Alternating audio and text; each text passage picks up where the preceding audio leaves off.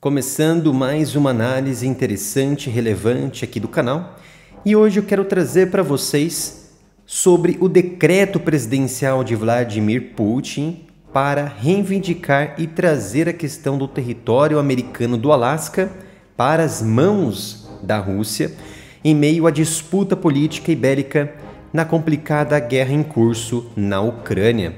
Mas antes peço encarecidamente que se inscreva aqui no canal, deem o seu joinha, ative as notificações e, se possível, compartilhar, curtir o vídeo, claro, para que possamos ganhar ainda mais relevância na comunidade geopolítica.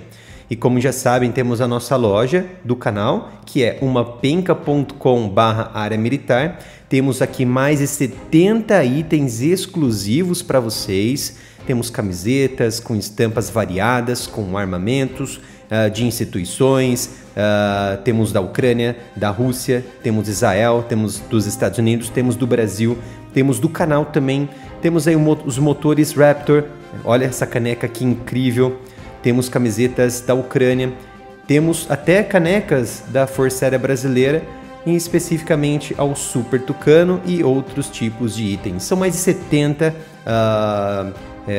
produtos aqui no site umapenca.com/área militar. É de extrema qualidade e você não vai se arrepender, e o preço realmente ele é bem acessível pela qualidade desse produto. E sem mais delongas, vamos para o que interessa, para o que é relevante, expandirmos o nosso conhecimento sobre essa questão do decreto presidencial de Putin. Vale lembrar que em 18 de janeiro, o presidente Putin, ele assinou e ele ordenou aí um decreto presidencial que visava trazer para os braços da Rússia, da Federação Russa, aqueles ativos e territórios que foram repassados, transferidos na época ali do passado, no Império Russo, na era soviética, que pertenceu ali de forma transferida ou tomada, conquistada ou vendida para as mãos dos russos novamente na atualidade. Então, isso poderia o quê? De certa maneira, esse decreto passar despercebido se não fosse esse atual momento em que o planeta está vivenciando nessa mudança de ordem econômica, política e a guerra em curso lá na Ucrânia. Porque isso também fornece maiores influências para o que eu chamo de eixo dos aliados, que fazem parte daquele grupo, daquele seleto grupo de agentes, de instituições e países que fomentam a atual guerra da Rússia nesse momento, que é a China, que é a Coreia do Norte, Irã e países árabes também que estão apoiando a Rússia nessa guerra. Então, de certa forma, observem que a Rússia ela influencia esses campos que são instáveis, principalmente na região do Oriente Médio e também na região do Cáucaso. E veja que a China, ela com essa guerra aí de procuração territorialista também na Ucrânia, ela busca expandir também para o lado da ilha de Taiwan. E aqui na América do Sul temos a Venezuela, que já vem tentando, de uma certa forma mais não superficial, mas explícita, tentar retomar parte do território da Guiana, a região de Essequibo. Então, para tomar esse decreto ainda mais perigoso na visão dos ocidentais, na visão do Ocidente, está a questão do Alasca, um território que pertenceu ao Império Russo entre 1732 a 1867. Então, antes de aprofundarmos em relação ao decreto, em relação a outras questões importantes, é preciso eu deixar aqui algumas considerações em relação a esse passado histórico do Alasca, tá? Porque o Alasca, ele foi vendido em 1867 por 7,2 milhões de dólares. Você pode até entender que é um valor muito baixo para a compra de uma nação ou de um território, um pedaço de terra do tamanho do Alasca, que dá ali vários estados americanos, por exemplo. Mas naquela época era um preço muito vultoso, muito grande, realmente era um preço absurdo daquela época. Então esse acordo na época foi realmente bem benéfico para ambas as partes. E hoje o Alasca, ele é considerado um estado um dos 50 estados federais dos Estados Unidos, fazem parte da Constituição americana há mais de 150 anos. Naquela época, foi vendido por 7,2 milhões de dólares. Hoje ele está avaliado em cerca de 148 a 150 milhões de dólares, fora as infraestruturas que foram realizadas, que, quando somadas, favorecem ali um preço de compra, vamos dizer assim. É claro que não está à venda, mas se fosse avaliarmos para vender, fazer uma corretagem, está em torno de mais de 10 bilhões de dólares, só aquela porção do Alasca com a Rússia. Então, no Império Russo, podemos destacar alguns interesses que eles tinham naquela porção do Alasca antes de ser transferido, vendido para os Estados Unidos. Eles, principalmente aqueles povos da região, estavam interessados na abundância que eles tinham de mamíferos peludos na costa do Alasca. Cervos, também eles estavam visando alguns peixes também na porção mais região marítima de costa, a caça ali na região, caças de mamíferos que sustentassem durante o inverno rigoroso ali na Rússia e também na porção que hoje é conhecida como dos Estados Unidos.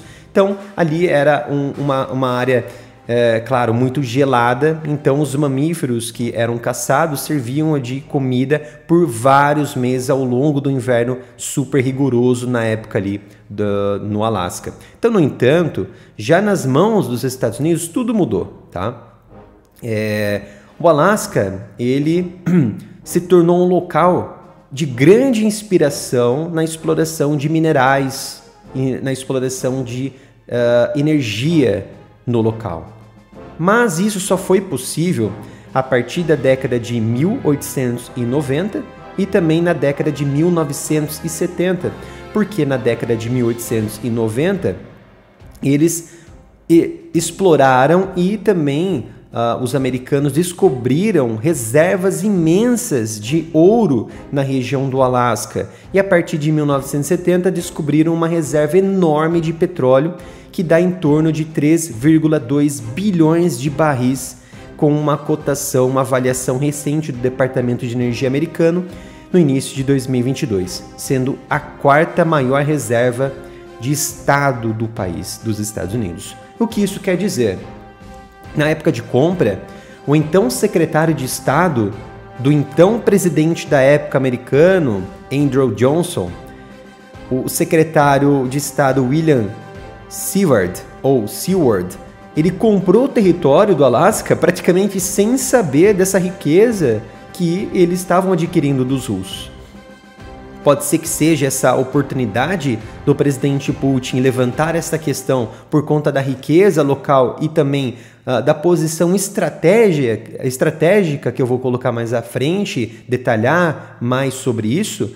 Pode ser também esses tópicos de interesse dos Estados Unidos. Mas na época não havia isso. Na época houve uma retratação entre as partes, que já tinha um conflito diplomático e político entre eles. Então, naquela época, em 1867, William Seward, ele comprou do Alasca, comprou da Rússia o Alasca, e que foi, claro, sem dúvida, um dos maiores benfeitos para os Estados Unidos.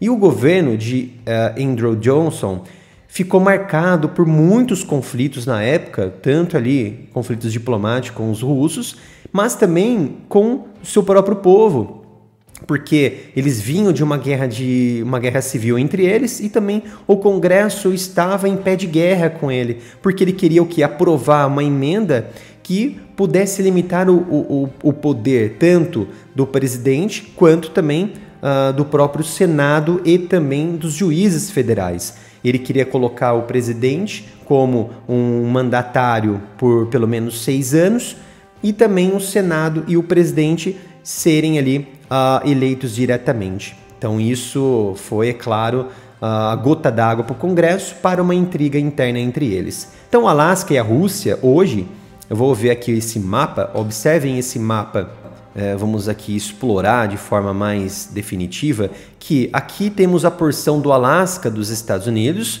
temos o Canadá, é claro, temos os Estados Unidos, território aqui muito maior, temos toda a Rússia nessa porção norte, e aqui na região mais oeste, mais leste da Rússia, temos um território que dá aqui de encontro com o território americano do Alasca. E por esse estreito temos o quê? Temos o Estreito de Bering, ou Mar de Bering. Aqui temos duas principais ilhas que fazem parte tanto da Rússia quanto dos Estados Unidos. Então, o território americano com o território russo, eles têm apenas 3 milhas de distância, algo em torno de 5 quilômetros de distância entre eles. Então, o Alasca ele é separado da Rússia por aproximadamente 4,8 a 5 quilômetros, através do quê? Das duas ilhas que compõem, que são, fazem parte das duas potências, como a ilha de Grande Diomed, e também a pequena ilha de Diomed, que é pertencente aos Estados Unidos, e a grande pertencente à Rússia. Então, entre este espaço, vamos medir aqui, temos em torno de 4,2 quilômetros de distância. Realmente é uma distância muito pequena e que divide ali os Estados Unidos da Rússia. Olha que interessante. E aqui, entre essas duas costas, tanto do Alasca quanto da Rússia, temos cerca de 80 quilômetros de extensão. Então, os dois territórios são realmente bem próximos um do outro. E quando chega no inverno mais rigoroso, aqui na região do Bering, todo esse estreito você consegue, por exemplo, atravessar andando praticamente entre as duas ilhas, porque fica tudo congelado. Então, povos ali que estão habitando a região das ilhas conseguem atravessar para o lado dos Estados Unidos, e quem está aqui nos Estados Unidos consegue atravessar para a Rússia. E de forma ali muito tranquila, muito serena, sem nenhum problema ali diplomático, sem nenhum problema ali em questão alfandegária, entre outros problemas que poderiam enfrentar. E também aqui, e o próprio povo que vive hoje no Alasca possuem edifícios ortodoxos, edifícios históricos da Rússia. Por exemplo, eles possuem ali uma igreja ortodoxa russa, que ainda está ativa para 80 comunidades ali na região, muitas das quais eles usam ainda o antigo calendário ortodoxo da Rússia e, por exemplo, eles celebram o Natal não em 25 de dezembro, mas em 7 de janeiro, que é diferente dos calendários do Ocidente. E muitos povos ali que estão no Alasca, nativos, eles viviam nas regiões colonizadas pela Rússia e possuem ainda sobrenomes russos. E foi passando, conforme vai passando o tempo, que eles eram colonizados pelo César da Rússia, e eles se casaram entre si, montaram essas comunidades, e até hoje eles possuem sobrenome russo, possuem hábitos da Rússia, e eles possuem a sua bandeira, o seu coração russo. Eles não querem sair dali, mesmo sendo americanos que nasceram ali na região do Alasca após 1867. Então, observando disso tudo, com esse decreto, parece que Putin ele está questionando sim essa legalidade dos acordos do passado, não especificamente o Alasca, porque o decreto realmente ele não fala sobre o Alasca, ele fala sobre decisões que foram tomadas no passado, principalmente, claro, a gente está tomando aqui em relação ao Alasca. Então Putin, visivelmente, está tentando dar a impressão de que sua influência ela também se estende não apenas aos acontecimentos presentes e futuros que seu país está enfrentando, mas busca também mudar o passado. Isso é muito perigoso. Ele quer passar uma borracha naquilo que foi feito no passado e trazer o que ele tem de simbolismo ou de um sentimentalismo, seja de vingança ou seja de trazer novamente a grandeza do Império Russo. Então isso traz algumas vantagens para ele, porque ele ganha mais autonomia política, no sentido de buscar novas brigas internas, novas brigas também de retratação com as potências, e uma forma de levar os oligarcas russos, os bilionários do país, por exemplo, a estender mais as suas mãos para o Vladimir Putin. Também, é claro, eles estendendo as mãos para o Putin, eles também vão estar recebendo muitas conquistas, por exemplo, de trazer um território para mais perto dos braços da Rússia, ou pelo menos passar a controlar esses territórios, como acontece em algumas regiões, por exemplo, da Geórgia, onde Putin apoia os separatistas da região e, ao mesmo tempo, é beneficiado por esta acolhida e, é claro, por essa simpatia que Putin possui desses separatistas. Então, Putin, ele imerge a Rússia numa propaganda, trazendo de volta essa questão dos territórios do passado e a imagem da Rússia perante o mundo como também um império, que faz ali várias exigências, principalmente aos seus vizinhos, como a Ucrânia, como a Geórgia, como a Moldávia, por exemplo, apoiando regiões separatistas, fomentando brigas internas para tentar trazer essas questões e resolver essas questões com invasão, com apoio militar, com apoio de mais separatistas e com apoio de decretos com ajuda ou defesa mútua para que nenhuma outra nação interfira nessas questões. E, por exemplo, temos as recentes confusões, as recentes crises, como de 2014 e agora de 2022 na Ucrânia. Em 2014, a Rússia invadiu o maior berço ali da Ucrânia, que foi o Mar Negro, invadindo ali a península da Crimeia, e passou a ser controlada integralmente pela Rússia. Aí vem 2022, onde a Ucrânia ela passou a ter grande poder sobre algumas áreas, sobre 4 oblasts da Ucrânia. Por decreto, Putin ali anexou esses territórios e a partir de uma decisão do Congresso da Rússia, do parlamento russo, definiu de forma velada e de forma definitiva que pertencem atualmente à Constituição e são territórios federais da Rússia. No entanto, assim como a questão da Crimeia, o Alasca não passou para as mãos americanas por meio de conquistas travadas entre eles, por meio de guerras. O que isso significa? Como já disse, o Alasca ele foi vendido. E a Crimeia ela foi transferida para as mãos da Ucrânia, na época a União Soviética da Ucrânia, em 1954.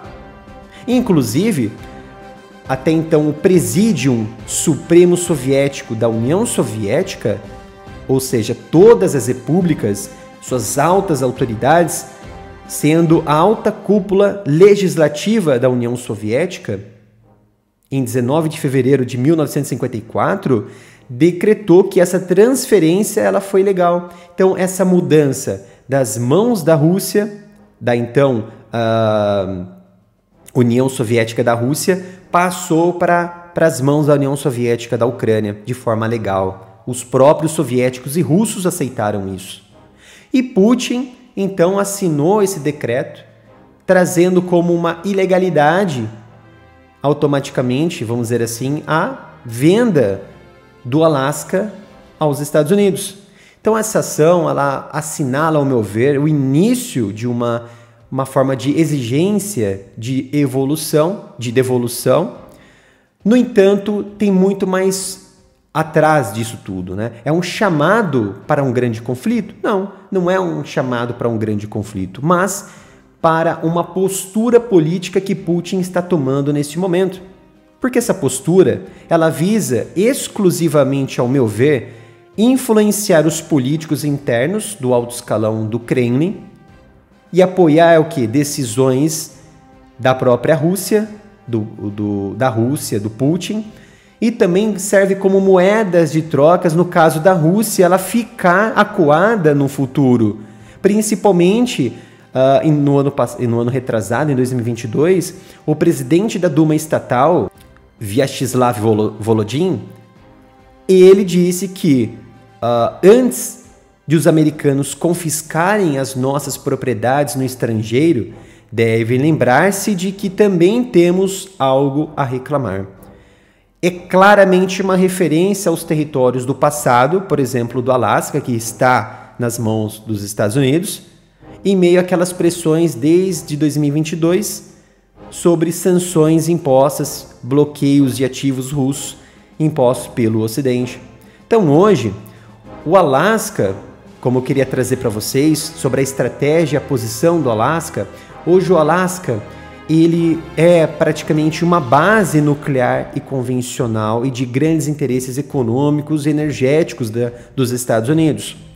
É nesse ponto de grande estreitamento com a Rússia onde possíveis interceptações de mísseis convencionais e também nucleares podem ser feitos diante dessas bases contra determinadas ameaças aéreas da Rússia. Então esse estreitamento é muito importante para eles, para os americanos. E, inclusive, podem posicionar e podem lançar mísseis com ogivas nucleares de forma muito mais rápida, muito mais fácil em direção à Rússia, em qualquer território da Rússia. Então, perder esse território, os Estados Unidos, é claro, nem estão pensando nisso e está longe de acontecer. Pelo contrário, tá? Concluindo, são questões, vou retomar aqui, ao meu ver, são questões políticas, são questões como moeda de troca, em que, quando observamos esse cenário de decreto, de reivindicação de alguma coisa, mesmo que não implicitando, ou melhor, nem mesmo que explicitando ser, por exemplo, Alasca, Geórgia ou outro tipo de território, ou a região do Cáucaso, por exemplo, isso se revela como moeda de troca em caso de atritos diplomáticos, por exemplo, graves com os Estados Unidos ou Europa no futuro, que não está distante.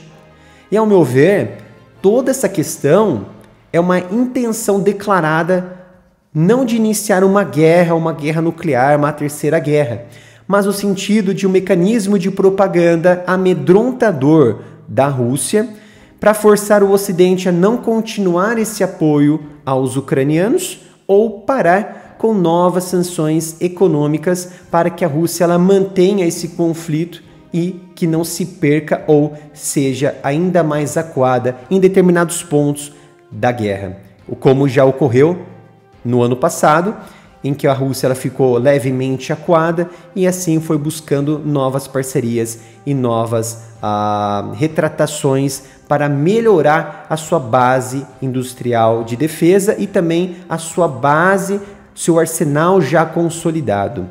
Então, esse, ao meu ver, são questões de postura nuclear e também são questões de propagandas da própria Rússia, esse decreto de 18 de janeiro, que, é claro, vamos acompanhar aqui e não vamos perder nenhum detalhe do desenrolar dessas questões geopolíticas. Então era esta análise que eu queria trazer para vocês aqui hoje.